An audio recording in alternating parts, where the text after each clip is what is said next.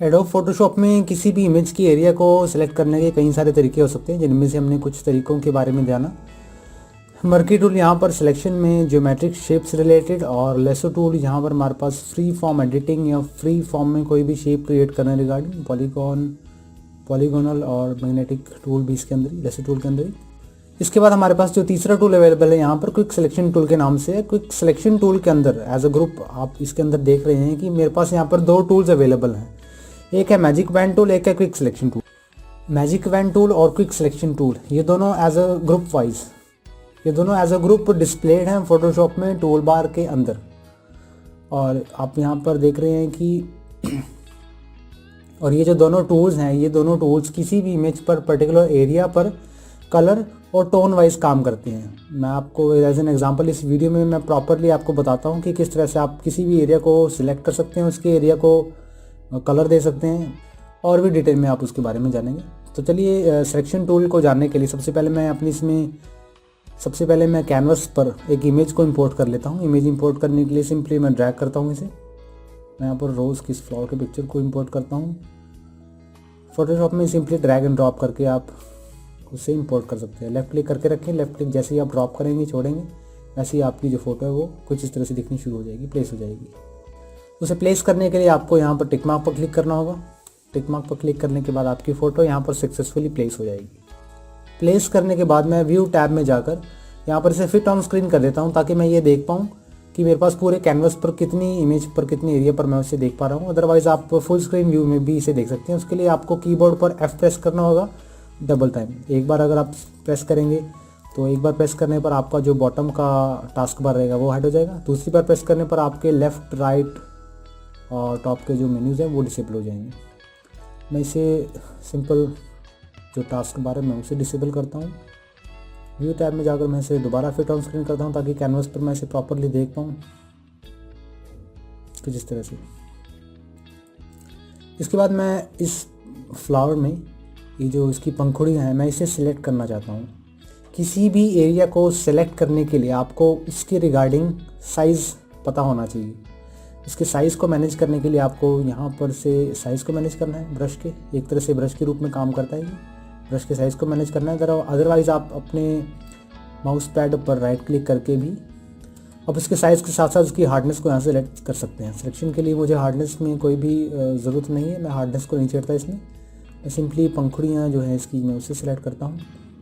इन पंखुड़ियों को सिलेक्ट करने से पहले मैं आपको ये बता दूँ कि इस पूरी इमेज में मैं क्या करना चाहता हूँ। इस पूरी इमेज में मैं ये चाहता हूँ कि मेरे पास ये पूरा जो फूल है इसका मुझे कलर ब्राइटनिंग चाहिए, और जो इसका बैकग्राउंड है मुझे इसमें किसी भी तरह का कलर नहीं चाहिए।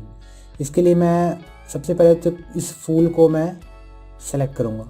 इसकी पंखुड़ियाँ इसकी जो मेन है मैं उसे सेलेक्ट कर लेता हूँ। सिंपली लेफ़्ट क्लिक करके रखें जिस एरिया को आप मार्क करना चाहते हैं। अगर सिलेक्शन करने के दौरान आपके पास कुछ एरिया मार्क करने से रह जाता है तो उसको आप सिंपली उस एरिया पर जाकर, यानी कि मेरे पास ये एरिया जो है मुझे, यानी इसके बाद मुझे ये जो एरिया ये सिलेक्शन के अंदर चाहिए। सिलेक्शन करने के लिए मुझे माउस पैड पर लेफ़्ट क्लिक करना है और मैं उसे सक्सेसफुली सिलेक्शन के अंदर ला पाऊँगा। और मेरे पास ये जो एरिया ये एडिशनल एरिया है, मैं इस एरिया को अपनी इस फ़ोटो में नहीं चाहता। तो उसके लिए मुझे क्या करना होगा, कीबोर्ड पर आल्ट प्रेस करूँगा, या यहाँ पर टॉप बार में आप ये मेन्यू देख रहे हैं इस ऑप्शन पर क्लिक करूँगा। आल्ट प्रेस करने और इसके बाद मैं इसे धीरे धीरे ऊपर की ओर धकेलना शुरू करूँगा, ताकि मैं उसी सिलेक्शन को बना पाऊँ जो सिलेक्शन मुझे एज एन इमेज चाहिए। मैं इसे प्लस के साइन पर क्लिक करता हूँ और मैं इसे जूम इन करूँगा, क्योंकि अभी भी कुछ एरिया इसमें रह गया है। इसके बाद मैं इस एरिया को कम करने के लिए, इसके बाद मैं इस एरिया को सब्सट्रैक्ट करने के लिए टेम्परेरी कीबोर्ड पर आल्ट प्रेस करूँगा, ताकि मैं उसे माइनस के इसमें कन्वर्ट कर सकूँ कुछ इस तरह से। आप चाहें तो इसका ब्रश साइज़ को छोटा कर दें एंड देन उसके बाद आप ये इस एरिया को हाइड कर सकते हैं। मैं इस अपने कीबोर्ड पर आल्ट बटन प्रेस करता हूं ताकि मैं इस एरिया को सब्सट्रैक्ट कर पाऊँ। तो ये एरिया मेरे पास सिलेक्ट हो चुका है। मैं जूम आउट करता हूँ, फिट ऑन स्क्रीन, मुझे इसमें स्क्रॉलिंग की हेल्प लेनी होगी। तो अब मेरे पास ये जो फूल है इसका सिलेक्शन एरिया, इसकी पंखुड़ी है, ये सिलेक्टिव है मेरे पास ऑलरेडी।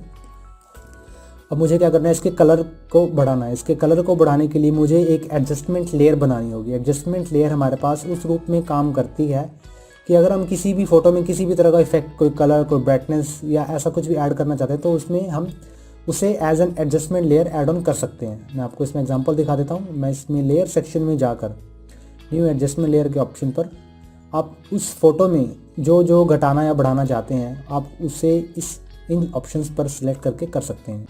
एग्जांपल के लिए अगर आपको इस फूल की, जो कि सिलेक्टिव कलर है, आप यहाँ पर देख रहे हैं ये सिलेक्टिव जो एरिया है, इस जैसा कि फ़ोटो में हमारे पास ये जो पंखुड़ी का एरिया सिलेक्टेड है, अगर आप इस एरिया में ब्राइटनेस को बढ़ाना चाहते हैं एज एन एडजस्टमेंट लेयर के अंदर अगर आप इस सेलेक्टिव एरिया की ब्राइटनेस को बढ़ाना चाहते हैं तो आपको न्यू एडजस्टमेंट लेयर के अंदर इन चारों में से किसी एक ऑप्शन पर क्लिक करना है। अगर आप कलर या टोन रिलेटेड प्रॉपर्टीज़ को चेकआउट करना चाहते हैं तो आपको वाइब्रेंसी, सैचुरेशन या कलर बैलेंस ऐसी कुछ फैसिलिटीज़ की तरफ जाना चाहिए।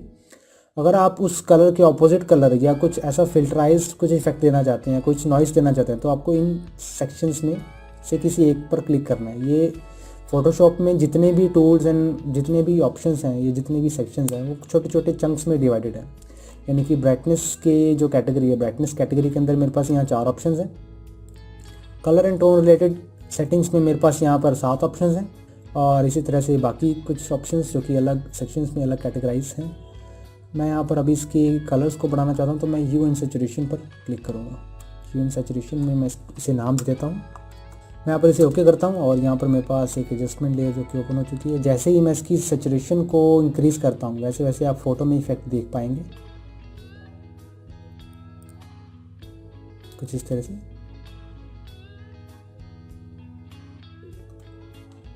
ब्राइटनेस को आप यहाँ से बढ़ा सकते हैं। तो इस फोटो के कलर्स को अगर मैंने और भी ज़्यादा बढ़ाया तो मेरे पास पिक्सल्स में कुछ इफेक्ट पड़ जाएगा, यानी कि मेरे पिक्सल्स ज़्यादा साफ नहीं आएंगे। तो अब मुझे क्या करना है कि ये जो सिलेक्टिव एरिया है उसका मैंने कलर बढ़ा दिया है, जो कि मैं चाहता था कि मेरे फूल का रंग ज़्यादा निखरा उभरा उभरा लगे और जो बैकग्राउंड कलर है मुझे उसमें बिल्कुल भी कलर नहीं चाहिए। तो अब सेलेक्टिव करने के लिए तो फूल को छोड़कर बैकग्राउंड के ऑप्शन को सिलेक्ट करने के लिए मैं एक ऑप्शन और आपको वीडियो में बताने जा रहा हूँ। इसके लिए सबसे पहले आपको इस फूल को ही सिलेक्ट करना पड़ेगा। मैं फ्लावर 1 में जाकर इस फूल को सिलेक्ट कर लेता हूँ, उसके साइज़ को इंक्रीज़ करके। आप इस सिलेक्शन के साइज़ को कीबोर्ड पर स्टार्टिंग ब्रैकेट्स को अगर आप दबा के रखें तो आप इसके साइज़ को कम, और अगर एंड ब्रैकेट्स को दबा कर रखें तो आप इसके साइज़ को बढ़ा पाएंगे। इसके साइज़ को इतना रखता हूँ एंड देन सिलेक्ट करता हूँ पंखुड़ी के इस एरिया को। क्योंकि हमने इसके कलर को इंक्रीज़ कर लिया है, मुझे बाकी का जो कलर है मुझे वो डिक्रीज़ चाहिए, यानी कि बाकी के बैकग्राउंड में मुझे किसी भी तरह का कलर नहीं चाहिए। तो मैं उससे रिलेटेड सेटिंग्स की तरफ पढ़ूंगा। मैं यहाँ पर एरिया सिलेक्ट कर लेता हूँ।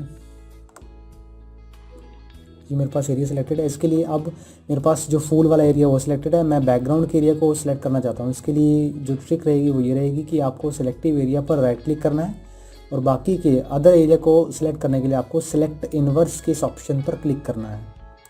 इन्वर्स के ऑप्शन पर अगर आप क्लिक करेंगे तो फूल को छोड़कर बाकी का जो एरिया है वो ऑटोमेटिकली सिलेक्ट हो जाएगा। अब आपको क्या करना है कि एक न्यू लेयर क्रिएट करनी है, एडजस्टमेंट, और इसके अंदर आप चाहें तो ह्यू एंड सैचुरेशन, चाहे तो कलर बैलेंस पर जा सकते हैं। मैं इसमें कलर बैलेंस को यूज़ करता हूँ और इसे नाम देता हूँ no background, no colour at background.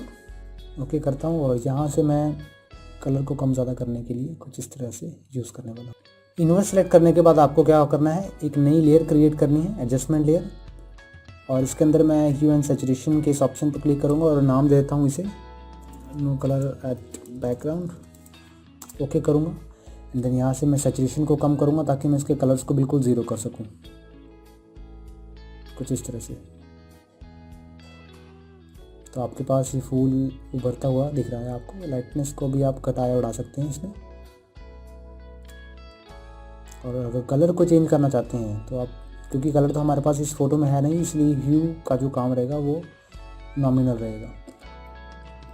इसे क्लोज करता हूँ। अब यहाँ पर कॉर्नर्स में आप देख पा रहे हैं कि मेरे पास ये जो कलर्स हैं ये कुछ ज़्यादा उभर के आ रहे हैं। इसके लिए मुझे क्या करना होगा, इस ऑप्शन पर क्लिक करना है जहाँ मेरे पास इस फूल के कलर हैं, इस फ्लावर के कलर्स हैं, वहाँ पर मुझे क्लिक करना है एंड देन उसके बाद मुझे ब्रश टूल सेलेक्ट करना है, आपने प्रीवियस वीडियो में देखा होगा। ब्रश टूल सेलेक्ट करना है and masking, layer masking related ये प्रॉपर्टी है। इसके बाद मुझे यहाँ से ब्लैक कलर सेलेक्ट करना है ताकि मैं उस एरिया को हाइड कर सकूँ जो मेरे पास ये ग्रीन हाईलाइटेड कलर आ रहा है। इसकी हार्डनेस को भी बढ़ा देता हूँ ऑलमोस्ट 91%।